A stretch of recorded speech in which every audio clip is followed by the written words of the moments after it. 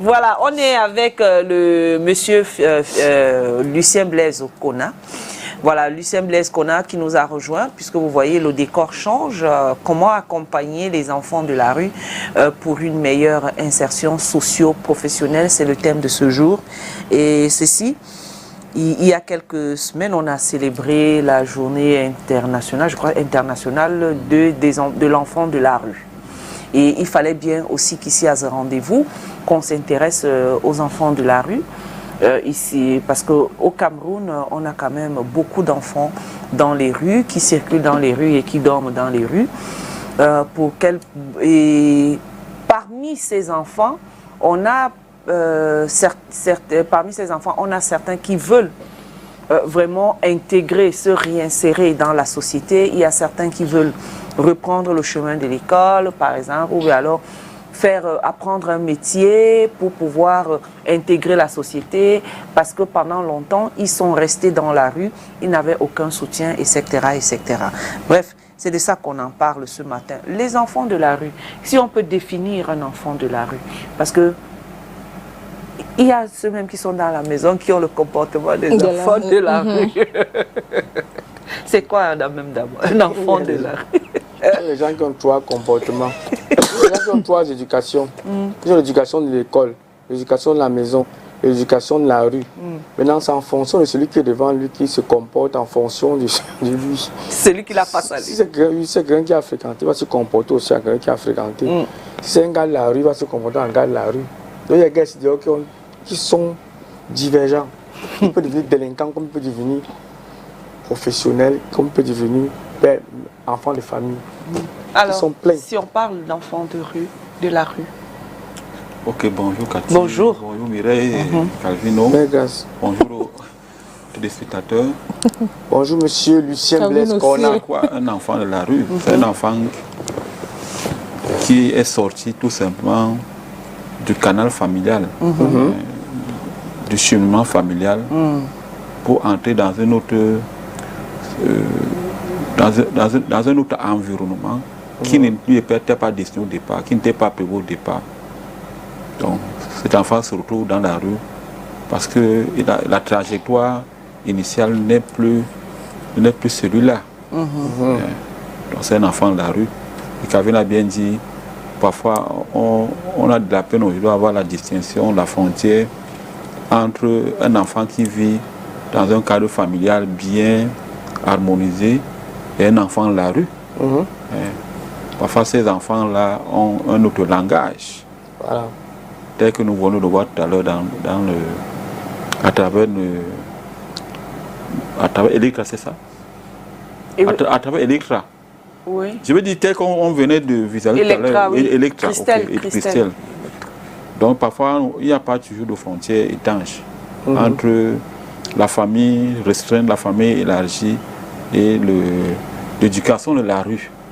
Parce que ces enfants-là, beaucoup passent des journées dans la rue, dans nos quartiers, et ils ont un certain langage qui a des codes, qui a des us, qui a un certain nombre qui échappe à un langage conventionnel. Maintenant, la question est de savoir pourquoi est-ce qu'on fait, pourquoi ces enfants sont devenus, subitement, sont partis des familles pour se retrouver dans la rue. Ils font comment? Parce qu'on va dire, est-ce que c'est une déviance, c'est-à-dire c'est la puberté? Parce que mais parfois on retrouve même des enfants plus petits dans les rues, c'est-à-dire qui n'ont pas encore l'âge adolescent, qui se retrouvent aussi qui sont en préadolescence, mais ils se retrouvent dans la rue. Bon, la plupart des enfants qu'on a interrogés, dans le cas des enquêtes sociales, dans les enquêtes de démographie, dit tout simplement que le problème part des familles. Le problème part des familles, soit la famille étant déstructurée, soit la famille étant recomposée, soit il y a beaucoup de disciplines, une discipline assez exagérée, soit parce que les enfants fuient le fouet, soit parce que ces enfants-là n'ont pas eu au départ des parents biologiques. Bref, les enfants se retrouvent dans la rue, soit pour les raisons familiales, soit pour les raisons économiques, soit pour les raisons même sociales, parce que beaucoup ne vivent plus avec leur père, les parents sont décédés, les parents sont divorcés, Et ces enfants-là, on les place dans un autre milieu familial. Et les enfants ne supportent pas. Peut-être que l'enfant est allé vivre avec sa belle-mère. Et la discipline, elle est là et l'enfant n'accepte pas cette discipline. Il y a peut-être des châtiments corporels. Donc au niveau familial, ça pose déjà, on doit regarder le milieu familial. On doit regarder l'intégration familiale, on doit regarder l'intégration sociale. Et au départ même, la plupart des enfants viennent au monde sans vraiment être dans une famille. Dans une façon, on dit l'enfant, il y a le père, la mère, il y a l'enfant et ça constitue un nom qu'on appelle la famille. Donc les enfants se retrouvent comme ça. Et on ne peut pas oublier les crises sociales, les conflits du nord-ouest, sud-ouest. Ils sont beaucoup dans la rue aujourd'hui. Les déplacés internes, les enfants se retrouvent dans la rue. Et non pas un cadre idéal, un cadre formel pour s'intégrer. Ils vivent dans la rue parce que la rue est un milieu, un lieu hors la loi. Voilà. Ils peuvent se retrouver soit dans les marchés, soit dans les milieux qui ne sont pas organisés. Et directement, ces enfants se retrouvent dans les déviances. Quand ils se retrouvent dans les déviances, directement, il y a les abus que nous pouvons imaginer. Soit le travail des enfants, soit ils sont dans les marchés, ils sont exploités sexuellement. Il y a pas mal d'abus à ce niveau. À ce niveau, donc, on doit maintenant revenir sur le milieu familial pour poser la question, quand je fais un enfant, c'est pourquoi il doit faire un enfant. Bon, aujourd'hui, on constate tout simplement, aujourd'hui que bon, les enfants de la rue, qu'est-ce qu'on doit faire? On constate qu'il y a une situation, on a fait les constats, on a fait les états. On a les enfants de la rue, que faisons-nous pour les accompagner? Parce que dans la trajectoire même de l'accompagnement, ces enfants peuvent revenir en milieu familial. Donc on va vers. Il y a certains enfants qui veulent revenir en milieu familial. On essaie de voir comment accompagner, comment penser la transition entre la rue et le milieu familial. Mais la transition ne va pas s'opérer de manière linéaire. Donc il faut déjà éduquer ces enfants. Parce que quand les enfants reviennent dans un milieu formel, on a peur d'eux. Ces enfants sont stigmatisés, sont rejetés. Parce qu'on dit, ok, tu étais là-bas, tu volais, tu faisais ceci, tu faisais un certain nombre de... Tu buvais l'alcool. Maintenant, il faut un milieu neutre, il faut un cadre social, un cadre associatif, une structure sociale pour penser la transition, pour avoir entre les deux milieux. Donc maintenant, le milieu associatif, le milieu humanitaire et le milieu familial. Donc maintenant, il faut penser tout ce projet social, un projet éducatif, un projet économique, allant dans le sens de l'insertion des métiers. C'est là où les ministères interviennent. Il y a les ministères des Affaires sociales, il y a les ministères de la promotion de la femme et la famille, il y a les ministères de l'emploi, il y a les centres sociaux qui jouent ce rôle de pont de transition entre maintenant les enfants, ces enfants, parce que on ne prend pas les enfants comme ça sans leur volonté. On commence déjà à travailler sur les facteurs, les obstacles. Donc il faut maintenant faut rassurer l'enfant. Parce qu'il ne faut pas que les causes qui ont fait en sorte que l'enfant se tourne dans la rue, que cet enfant rentre encore dans la rue. Parce qu'il y a une certaine symétrie là. C'est-à-dire que si l'enfant n'est pas bien accompagné, l'enfant peut retrouver dans la rue. But what I want to understand is, I know sometimes if you want to, because some of them, like if they are not willing to return back, maybe to transition back to the society, it's going to be very difficult for, like, it should be something that they want to.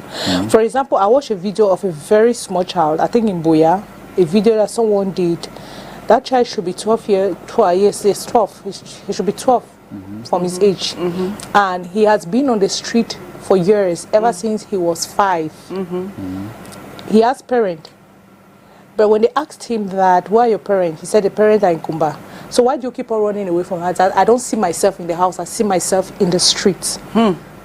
So if you have a child that has already put it in his head that, okay, I don't feel like going back to the house, like I don't feel like integrating with the society, I just want to stay in the street. How do you help such a child? Because now it should be interest, like you should be interested in leaving the street and going, like interacting with every other person. But for someone who does not have that interest of interacting, of leaving the street, how do you help the person? Il y a cette interaction. Il y a certains enfants qui vivent dans la rue parce qu'ils ont les activités. Ce sont les activités économiques. Certains ont les activités génératrices de revenus. Ils rentrent le soir dormir. Ok. Maintenant, oui, certains rentrent dormir. Ils rentrent dormir. Maintenant, si on doit aller vers l'appel des études sur les perceptions sociales, comme c'est un phénomène social, qu'est-ce qui peut amener l'enfant à partir de la rue, à quitter la rue pour un milieu social? Parce qu'il y a certains enfants qui sont habitués à gagner de l'argent. Donc il faut donc une bonne transition. Et cette transition est pensée, on va maintenant voir l'approche socio-humanitaire. Parce que là, nous avons les psychosociologues, les psychologues, nous avons les conseillers d'intercession, nous avons même les agents de liaison pour travailler en relation avec la famille. Hein? Donc, ça prend du temps. Parce que maintenant, il faut ouvrir tout un dossier psychologique pour voir maintenant quels sont les facteurs, quelles sont les raisons qui ont poussé l'enfant à se retrouver dans la rue. Okay. Mais on ne doit pas condamner l'enfant. Donc, on va d'abord écouter l'enfant et directement, l'enfant peut donner les informations. Parce qu'il peut arriver que certains enfants déclarent, ne donnent pas les bonnes informations parce que les enfants, ils ont peur. L'enfant va dire peut-être que mon père est mort, ma mère est décédée. Mais quand on l'écoute, on va rentrer dans la compréhension, dans l'empathie. Progressivement, l'enfant va commencer à donner un bon récit. Donc, quand on va maintenant reconstruire le récit, c'est-à-dire qu'on va maintenant faire l'histoire de la personne, l'histoire de l'enfant, l'enfant va donner les informations. Éventuellement, il est important aussi d'avoir les contacts des familles. Bon, on ira également rencontrer les parents, soit les vrais parents, soit dans le sens d'une famille élargie. Bon, on écoute également, le parent va dire comment l'enfant se comportait avant la crise, avant le conflit. Donc on fait un travail de médiation. Maintenant, si l'enfant a certain âge, parce que ça dépend aussi de l'âge de l'enfant, parce qu'il y a des enfants qui, soit ils sont dans une phase de puberté, soit les enfants sont dans une phase d'adolescence. Maintenant, on travaille, on essaie de voir comment ça peut se faire. Et les ministères jouent ce rôle-là. Bon, on n'oublie pas la dimension sanitaire. Il y a des enfants qui sont déjà dans des comportements d'addiction, dans des comportements de drogue. Donc on doit penser tous ces éléments-là, cette trajectoire. Maintenant, si l'enfant prenait la drogue, bon, par exemple, c'est la partie la plus difficile. Voilà. Maintenant, il faut travailler, il faut rentrer dans le sens de désinstaller ces comportements à risque. Hein. Si l'enfant est dans un comportement d'addiction, il y a même certains enfants qui sont exploités dans les familles, dans les marchés. On les voit partout. On ne sait pas si c'est un enfant de la rue. Ils sont nombreux parce que quand on est dans la rue, le plus important c'est de vivre, ou bien de survivre. Directement, on est obligé de chercher une activité économique pour survivre. Et là, on voit également que c'est dans la rue que les enfants sont recrutés. Bien sûr, on les recrute parce qu'ils sont fragiles. Ces enfants peuvent se retrouver dans les réseaux de banditisme, dans certains nombres de choses. C'est dans la rue qu'on les recrute. Monsieur Kona, je pense même que, avant de parler même de l'insertion socio-professionnelle, ce que vous êtes en train de dire est très important. Parce que je ne sais pas si c'est parce que nous sommes dans un pays sous-développé, mais les enfants de la rue ici chez nous, les gars là souffrent beaucoup. J'en parlais ce matin, j'ai un ami là, bon, je ne sais pas si je veux dire un ami. On l'appelait Andy Laraka, enfant de la rue ici à quoi. Il était décédé. Mais avant de décéder, il avait une dentition. Tous ses dents étaient gâtés dans la bouche. Est-ce que peut-être, je ne sais pas si le gouvernement ou alors le social ne peut pas s'occuper sur le plan sanitaire, genre les fournir, les colgates, les pâtes, les premiers soins, injections, médicaments et tout. Parce qu'ils ont besoin de tout ça. Un bon logement, moi je me souviens au centre de l'accueil, il y a les centres de logement, on s'occupe bien d'eux. Il y a des pays où les enfants de la rue ne souffrent pas comme dans d'autres pays aussi en même temps. Vous avez parlé d'un truc tout à l'heure, les écouter. C'est difficile de voir un enfant de la rue se placer devant un monsieur comme ça, commencer à lui parler, il écoute pour longtemps. Or, ils ont besoin de les écouter, d'être écoutés. Ils ont besoin de dire ce qu'ils viennent, ce qu'ils ressentent. Moi je les écoute beaucoup. Mais lorsqu'on me voit en train de causer avec eux, peut-être on se dit peut-être que non, je suis comme eux. Oh, c'est pas ça. Ce sont des gens bien qui ont beaucoup à dire, à donner. Il faut les écouter et puis savoir comment les gérer. Donc moi je crois que le plus important c'est que vous êtes en train de dire, avant de penser à les insérer, s'occuper d'eux vraiment. Ils ont besoin de tout ça, de l'amour. On doit les écouter, on doit d'abord les identifier, on doit savoir leur localisation. Voilà.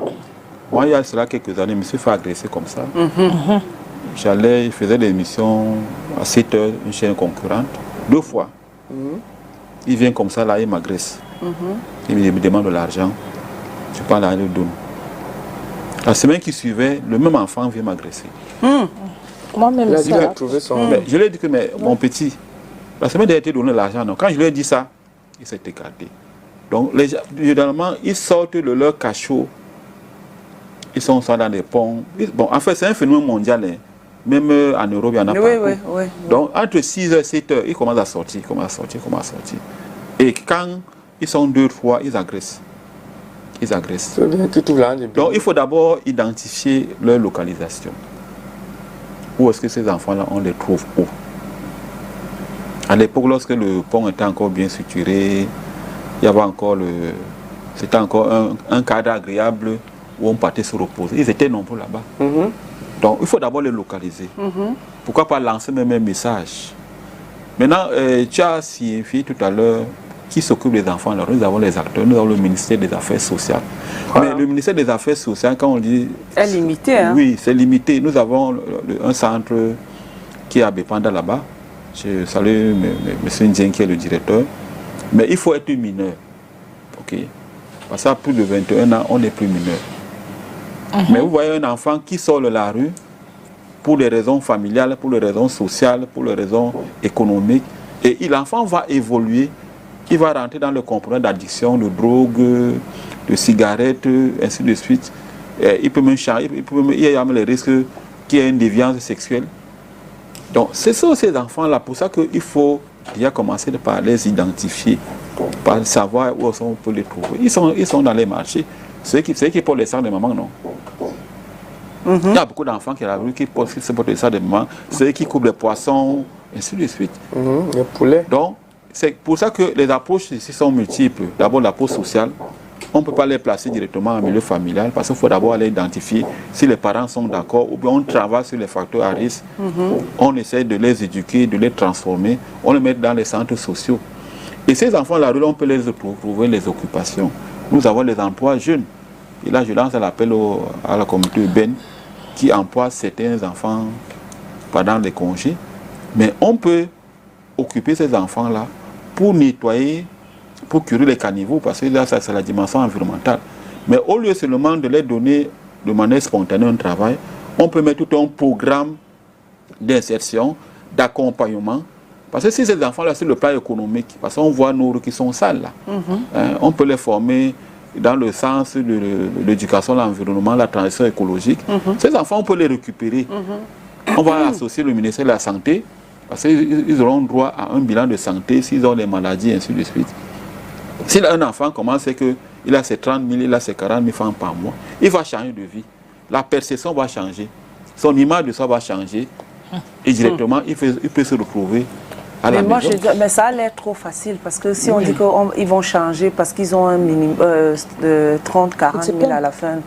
Bon, maintenant, il faudrait maintenant que la personne... Oui, parce qu'il faudrait déjà que l'enfant ait envie de sortir de la rue. Parce qu'il y a certains qui préfèrent rester dans la rue. Malgré tous les efforts qu'on fait, malgré les propositions même qu'on fait, ils préfèrent rester dans la rue. Pour quelle raison, on ne sait pas. Peut-être parce qu'il a ses avantages. Les avantages, c'est peut-être avoir de l'argent. Il se fait de l'argent plus rapidement qu'il le veut. Qu'il le faut, et il estime peut-être qu'en allant dans une, je sais pas, qu'on l'insère dans la société, c'est souvent un peu difficile. J'ai vu ici, j'ai vu 2 jeunes dans les rues ici qui étaient dans les rues de Douala et qui aujourd'hui, Cathy, tonton Calvino, laissez-moi vous dire, ils travaillent aujourd'hui. Ils travaillent parce que, et il a mis dans sa tête qu'il va réussir dans la vie. Et sa réussite passait par la rue. Et c'est des enfants qui dormaient ici sous les tables là. Et aujourd'hui, est allé travailler un peu comme manœuvre dans une entreprise, dans une ville balnéaire ici, ici au Cameroun. Ici. Et aujourd'hui, mais sauf que, qu'est-ce qui peut justifier, vous qui êtes psychologue, qu'est-ce qui peut justifier le fait que, même comme ils sont souvent là-bas, il y a toujours, c'est comme un esprit qui les tire toujours dans la rue pour revenir. Et il faut toujours quelqu'un pour essayer de parler, pour qu'il reparte intégrer son boulot. Moi, j'ai eu à discuter avec un qui a fait ça. Oui. Qu'est-ce qui peut justifier le fait? Ce qui peut justifier, il faut d'abord écouter ces enfants. Parce qu'il y a ce qu'on appelle les facteurs d'attraction. C'est-à-dire, qu'est-ce qui peut les attirer vers la rue? Ou bien, qu'est-ce qui a fait en sorte que les enfants migrent d'une famille pour la rue? Là, on fait les entretiens avec ces enfants. On doit documenter, on doit d'abord faire la collecte des données. S'il y a peut-être 100 enfants, on les met dans une salle, on les appelle, on peut les donner à manger pour 1 jour, 2 jours, 3 jours. On fait les enquêtes sociales. On les appelle. Tu t'appelles qui, tu as quel âge, ainsi de suite. On documente tout un dossier. On fait les enquêtes psychologiques, psychosociologiques, même démographiques, sanitaires, tout, on documente très bien. On les met en confiance. On va côté ces informations. On va maintenant analyser ces informations-là. Maintenant, on va comprendre les facteurs qui les ont poussés à se retrouver dans la rue. Mais de manière, les hypothèses explicatives sont celles d'avoir la destination des familles. C'est-à-dire que les familles sont déstructurées.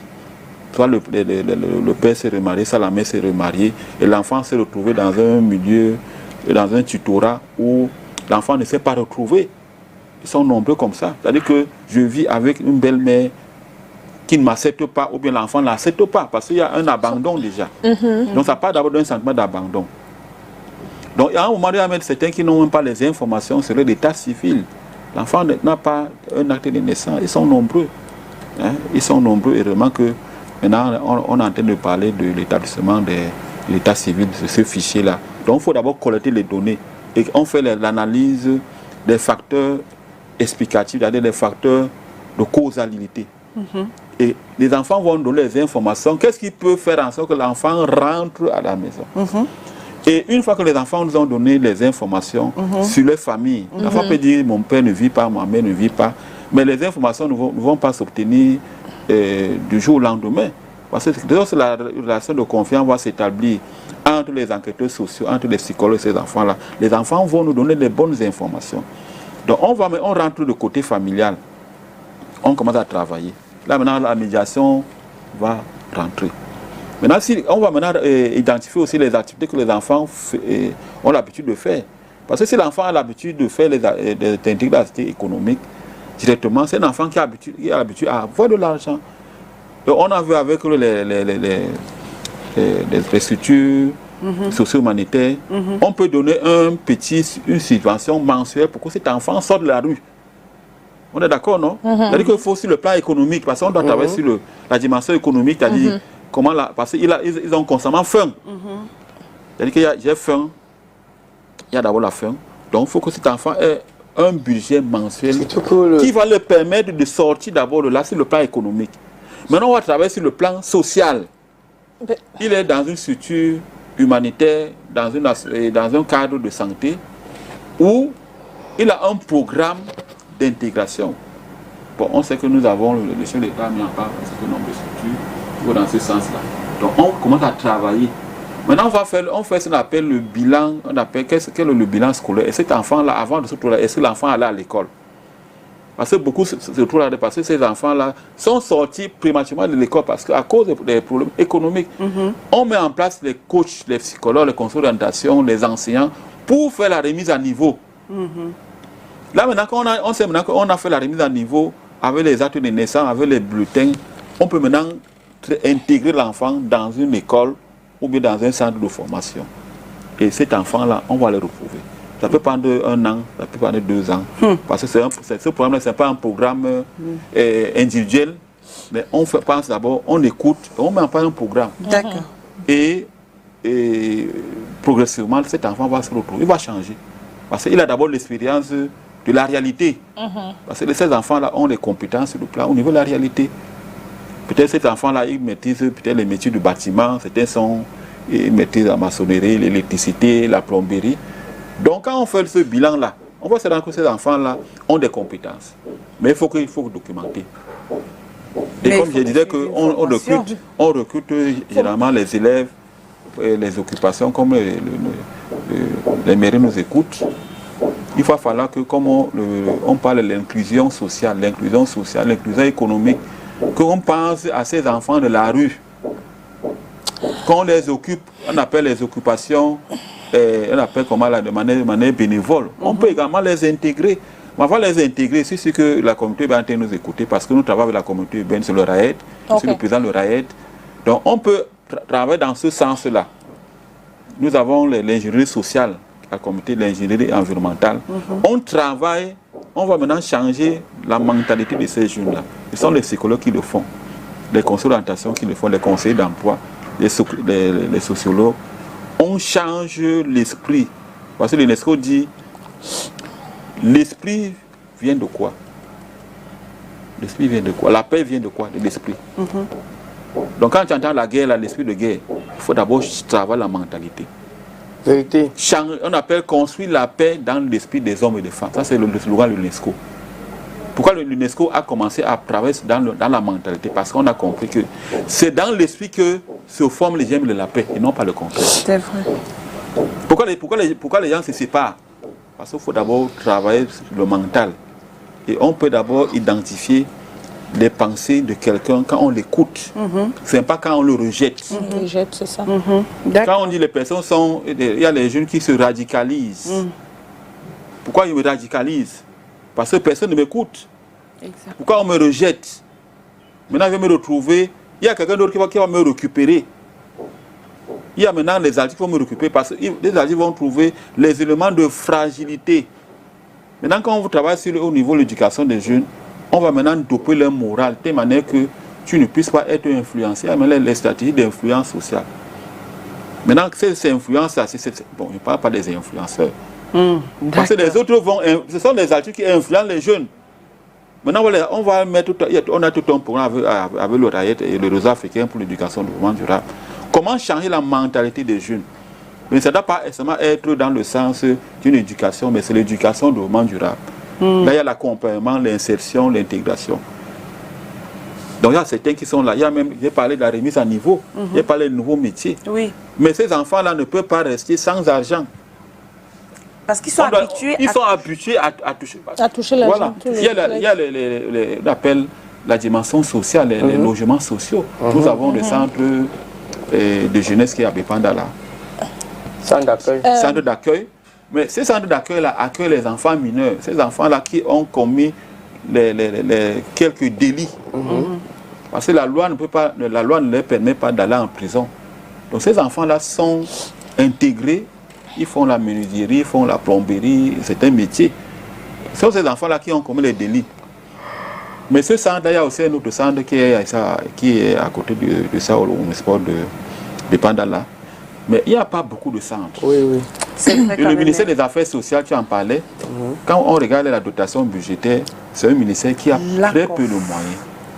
Place to contain them. There are another thing you talk about inclusion within the society. I know one thing that most of these street children do face is stigma and stereotype. Yes. Now, how can we combat stigma, like that most of these street children often face, and in order for the society, like the locals, to accept them fully? And also, they should be reintegrated into the society. Ces enfants, au départ, sont stigmatisés. On les accuse des enfants sorciers, des enfants agressifs, voleurs, d'abord, parce que quand dépressifs. Lorsqu'un enfant est stigmatisé, il est d'emblée condamné. Donc on ne peut plus rien faire pour lui. C'est pour ça qu'il faut certains acteurs qui sont habilités à aller vers ces enfants-là. Okay. Parce que le jugement ne doit pas être un jugement négatif. On doit tout simplement avoir un jugement dans le sens de les intégrer. Donc la stigmatisation, d'ailleurs, nous sommes dans le cadre des outils de développement durable. Nous avons l'outil numéro 4 qui parle d'éducation inclusive, d'éducation de qualité et la pensée tout le long de la vie. ça intègre pas seulement les scolaires, mais ça rentre aussi dans les enfants à la rue, parce que les enfants peuvent apprendre dans un milieu ouvert, n'est-ce pas? Parce que l'école n'est pas seulement un milieu fermé. Donc, on doit combattre les stigmatisations à l'endroit de ces enfants qui sont vulnérables, pour dire que c'est la société qui n'a pas réussi à les intégrer. Mais au Cameroun, je parle avec beaucoup d'éléments, avec beaucoup de pertinence. Au Cameroun, ce sont les individus, ce sont les jeunes qui doivent s'intégrer. Oui. C'est ça qui pose problème. Ah, c'est eux-mêmes qui doivent C'est eux qui doivent faire les efforts de s'intégrer.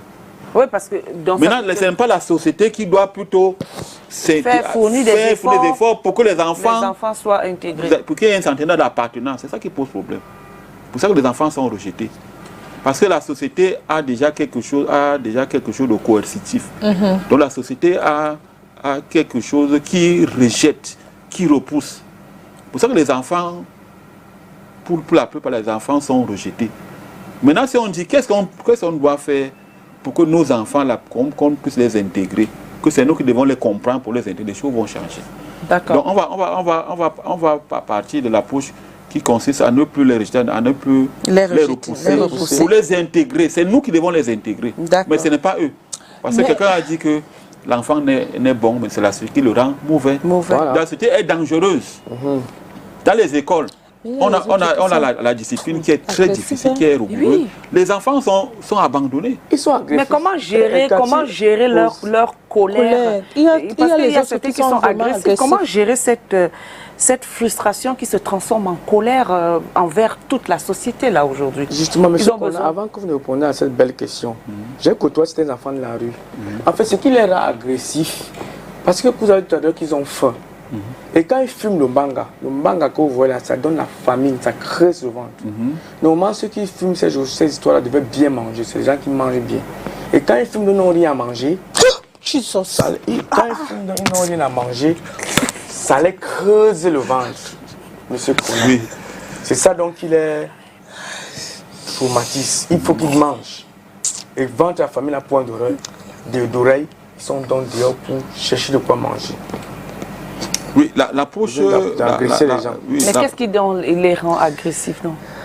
Mais attends, il y a un sentiment d'abord d'abandon. Bon, on prend un exemple. Oui, on prend un exemple simple. Est-ce qu'un enfant, un nourrisson, qui est sévré le sein de sa mère, sera comment? Il va se commencer à pleurer, non? Voilà. Et si on dit que ma mère, à 2 ans, ma mère n'est pas là, ma mère a voyagé, cet enfant sera comment? Cet enfant sera d'abord dans un état d'anxiété. L'enfant n'est pas à l'aise, ok? Donc on a d'abord le sentiment d'abandon au départ. C'est-à-dire que ça part d'abord de la responsabilité parentale. Par exemple, je fais un enfant, parce que je travaille, je confie mon enfant à ma grand-mère. Je suis dans une autre vie. Donc il y a d'abord ce problème de la gestion de nos enfants par les parents au départ. Et cette frustration qui est d'abord familiale va se poursuivre en société, à l'école, sur le plan économique. Donc il y a d'abord ce rejet familial. Il y a d'abord ce syndrome, on appelle le syndrome d'hospitalisme. L'enfant est d'abord rejeté au niveau familial et ça continue en société. Et le langage qui est le langage que nous adoptons, généralement nous qui sommes parents, nous sommes en colère. On les gronde. Donc on ne connaît pas parler à un enfant. Donc le dialogue, il n'y a pas de dialogue. Parce que quand on rentre, on a aussi nos frustrations économiques. On n'a pas de quoi manger, donner à manger aux enfants. On se défoule. On est en colère. Et qu'est-ce qu'on traite donc comme valeur humaine, comme valeur de compréhension, comme valeur de tolérance? Parce qu'on dit vivre ensemble, n'est-ce pas? On dit le Cameroun est un pays, il y a le vivre ensemble. Est-ce qu'on connaît dialoguer avec nos enfants? Est-ce que les parents savent dialoguer? La paix que nous voulons bâtir au Cameroun, est-ce que les Camerounais même savent se parler entre eux? Merci, monsieur. Bref, on va revenir parce qu'on doit prendre le vox pop de monsieur Thierry Onne dans les rues de Yaoundé qui a posé justement cette question à l'homme de Yaoundé. À toutes. L'enfant qui est dans la rue, on peut le ramener vers la famille. Par rapport, il faut prendre l'enfant à la douceur. Les enfants, surtout aujourd'hui. Les enfants d'aujourd'hui ne sont pas faciles à vivre avec eux, mais il faut toujours prendre l'enfant doucement et lui ramener à la maison pour le conseiller. Bon, je pense qu'il faut d'abord, depuis d'abord, les regrouper et faire une typologie, savoir exactement quelle est leur formation de base. Et en plus de cela, on va donc les orienter dans des petits métiers en fonction de la formation que chacun a reçue. Pour réinsérer ces enfants-là, la meilleure solution, c'est de créer les emplois. Il faut les occuper, il faut trouver un endroit propice pour les encadrer, les scolariser et puis après les réinsérer dans les... C'est pas de trouver un espace de travail. Je pense que c'est la meilleure solution pour la réinsertion des enfants de la rue. Est-ce qu'ils sont même faciles à encadrer? C'est vrai que c'est pas facile, mais je suis pas sûre que parmi tous ces enfants, tous ont la même mentalité. Ce qui est sûr, parmi eux, il y en aura qui auront besoin de ça et qui ont besoin juste qu'on les parle et qu'on les, qu'on les oriente, quoi. Je pense que c'est le rôle du premier magistrat de la ville. Le premier magistrat de la ville, donc le maire, le premier maire, il doit recenser tous ces petits-enfants-là, le recaser. Chercher une maison pour le recaser et s'en occuper pour la formation. Une formation qui va les aider à devenir des hommes aussi. Et les former dans le métier où ils sont intéressés. Et les instruire. Et qu'ils ne doivent plus rester sur la rue. Ils ne peuvent plus regagner la rue. Si on le récupère, on le forme, ils seront très, très, très bien. Et certains parmi eux sont des génies même. Certains parmi eux sont des génies. Que vous voyez qui sont dans la rue là, certains sont des génies. Pour la technique, ils sont vraiment forts. Et qu'on ne devait pas les laisser. On ne devait pas les laisser dans la rue. On devait les récupérer en leur casant. La mairie devait construire des maisons pour caser ces enfants-là. Et les former, de donner une formation adéquate. Pour pouvoir sortir les enfants de la rue et les réinsérer dans la société, c'est prendre les recenser, créer d'abord les centres d'encadrement pour les loger, les encadrer, surtout les suivre et créer des métiers d'apprentissage qui pourront les permettre de se réinsérer dans la vie active. Parce que le fait ne serait pas de les recenser et dire que bon, on a peut-être 5000 enfants dans la rue, mais c'est de réfléchir comment voir créer même des internats ou les loger d'abord, parce que c'est ça qui est d'abord l'essentiel. Les loger, les nourrir, les encadrer surtout. Pour moi, c'est de créer une association des centres de formation et de les distraire sur ça, parce que les enfants qui sont dans la rue, tu vois, les enfants de 2 ans, tu imagines ton enfant que tu as à la maison, c'est même pas bien. Pour moi, c'est de créer un environnement pour eux, et de créer un cadre pour eux, pour les éduquer, pour qu'ils puissent être à l'aise et ne pas se mettre à la tentation, vu que le dehors est déjà risqué par rapport à certains gens qui kidnappent des enfants et tout, que nous tous nous en savons dans le pays, qui n'est pas bien. Pour moi, c'est les mettre soit à l'orphelinat, soit ouvrir un centre de formation pour ceux qui sont déjà adultes, ou bien les remettre dans les écoles publiques pour leur donner une bonne éducation.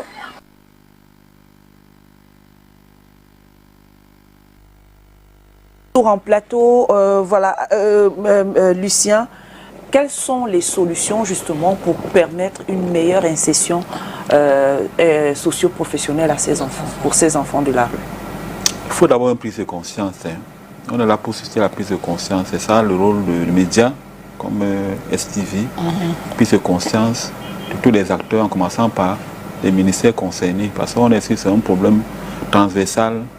Le ministère des Affaires sociales, le ministère de la Jeunesse, le ministère de la Promotion, de la Femme et de la Famille, le ministère de l'Emploi et de la Formation professionnelle. Donc, il y a toute une politique qui est là. Je pense qu'il y a pas mal des outils, des stratégies On doit mettre en place toute une politique pour accompagner ces enfants dans la rue dans l'optique de leur insertion. Et la première chose à faire, c'est d'abord d'avoir une bonne base de données. Bon, depuis on a parlé les années antérieures, on avait à peu près 3000 enfants dans la ville de Yaoundé. Bon, peu importe les données, mais avoir d'abord les données, avoir une bonne base de données. On peut partir des familles pour dire que est-ce que tu as un enfant qui est parti, qui a quitté la maison, pour quelle raison. Donc on peut faire des enquêtes. Donc on parle des enquêtes, des approches qualitatives pour une approche quantitative. Si on n'a pas ces données-là, on peut sillonner les marchés, là où les enfants peuvent trouver quelque chose à manger. On peut aller vers certains chantiers, on voit certains enfants qui sont devenus des orpailleurs dans les mines, ils sont nombreux. Ce sont les enfants de la rue, on ne sait pas. Donc les données, une fois les données, on doit les exploiter, on les analyser. Donc on écoute les enfants, les entretiens. Enfin, on doit documenter ces informations-là. Une fois donc on a documenté ces informations, les enfants vont nous dire quelles sont les approches les meilleures pour leur intégration.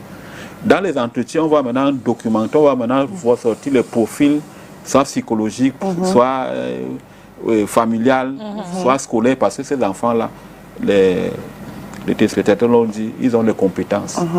Donc, on sait que ces enfants, soit sur le CEP, soit le BPC, le probatoire, ainsi de suite. Et puis, on va voir maintenant comment est-ce qu'on va les intégrer. Soit, est-ce qu'on peut les intégrer dans les salles de classe, dans les écoles formelles, écoles non formelles, dans les centres,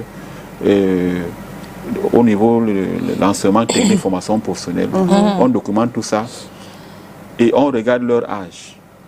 Parce que on dit enfant déjà, parce que ça dit que c'est de la naissance jusqu'à 21 ans. Mais on peut élargir. Parce que quand on dépasse déjà 21 ans, on n'est plus considéré comme enfant. Donc on peut élargir jusqu'à 25 ans, pourquoi pas. Donc on voit la trajectoire, quelle est la trajectoire que l'enfant a suivie pour devenir enfant de la rue. Donc on collecte tout ça et puis on met en place une stratégie. Il y a les métiers, nous avons aujourd'hui les centres, il y a les centres sociaux qui le font, mais ces centres, on le dit, n'ont pas de moyens. N'ont pas de moyens. Il faut qu'on se dise des vérités. Il y a un centre qui a pris la parole la dernière fois, c'était à la CATV. Ils n'ont pas de moyens. Les ONG à vocation humanitaire peuvent également s'en occuper. Les ministères qui s'en occupent, pas seulement faire le travail dans le bureau, mais aller sur le terrain, c'est un travail de terrain. Il faut collecter des données sur le terrain. Il y a même d'autres problèmes. Il y a certains enfants qui peuvent partir des régions en crise, le nord-ouest et le sud-ouest, certaines régions de l'est, certaines régions de septentrion. Ces enfants se retrouvent ici. Il y a même les problèmes même au niveau de le langage. Il y a certains enfants qui ne parlent ni français ni anglais, ils parlent la langue maternelle. Donc c'est un problème social, c'est un phénomène social. Maintenant, les apports vont aller dans les sens, les apports éducatifs, apports professionnels, apports sanitaires, apports psychologiques. Donc toute la société doit se mettre. Mais si on le met dans les centres sociaux qui existent déjà, mais qui doivent être réhabilités, soit renforcés, l'enfant ne peut pas rester dans un centre social à vie. D'où la nécessité de mettre en place tout un programme d'accompagnement pour une insertion, soit familiale, pour soit un retour en famille avec les médiateurs sociaux, soit en allant vers les initiatives économiques qui sont mises en place par les différentes mairies, parce que les mairies ont les initiatives. Nous avons certains programmes d'emploi jeunes. Ces programmes doivent intégrer ces enfants vulnérables. Ce sont des enfants qui ont des besoins précis. D'accord. Maintenant, avant d'arriver là, si on les a identifiés, ces enfants doivent bénéficier tout simplement on appelle comme les filets économiques. La Banque mondiale avait pensé à un moment dans les femmes, il y a les femmes, soit les femmes enceintes, soit les femmes orphelines. Pour ces enfants-là, qu'on leur donne d'abord, on les sort de la rue, ils doivent avoir de quoi manger. C'est d'abord la priorité. Parce que quand on a déjà satisfait les besoins physiologiques, on peut mettre en place d'autres initiatives pour soit allant dans le sens de déconstruire des idées reçues, soit de sortir de la drogue, de l'alcoolisme, tout ce qu'on peut savoir. Le pilier important à penser pour ces enfants-là, c'est d'abord le pilier économique, après le pilier social, le pilier culturel, le pilier environnemental. Mais tout ça doit aller ensemble, pas de manière isolée. D'accord. Merci Lucien Kona pour nous avoir encore édifié à propos et donner et proposer des solutions pour permettre à l'éradication totale, hein, disons. Totale, c'est possible de le faire. Donc c'est possible au Cameroun. Et les associations comme le RAED, nous sommes là, on a notre expertise pour soit accompagner, travailler avec les mairies. Nous sommes, le RAED est affilié à la communauté urbaine, le RAED est affilié à la mairie de la 5e, on est affilié. On a un statut de société de reconnaissance publique signé par le ministère de l'Environnement. Mais comme je vous dis, il y a l'expertise. Mais on doit mobiliser cette expertise. On n'est pas seulement là pour interdire les associations. Le RAED travaille avec ONU Femmes depuis 2016. Donc on doit mobiliser l'expertise parce que aller sur le terrain, aller collecter les données, ce ne sont pas les ministères, ce sont les associations qui doivent travailler main dans la main pour faciliter l'intégration. Voilà. En tout cas, il y a possibilité d'éradication des enfants de la rue au Cameroun. Il faut y croire, mais seulement il faudrait qu'on se mette main dans la main pour travailler à propos. Merci. S'il te plaît, on doit également travailler en amont pour que les enfants, une fois intégrés, insérés, que ces enfants ne retrouvent plus la rue. Et éduquer les jeunes filles là, les jeunes garçons qui font des grossesses, parce que ça part des grossesses non désirées. C'est ça le conséquences des grossesses non désirées. Donc le pourcentage est, d'après l'UNESCO en 2016, de 93%. D'accord. Donc on doit éduquer à la responsabilité parentale. Oui, c'est les conséquences des grossesses non désirées. Le problème, le temps. Voilà. Donc on doit toucher la racine du problème. Oui, ok. Voilà, c'est cette précoce et grossesse non désirée. D'accord, voilà.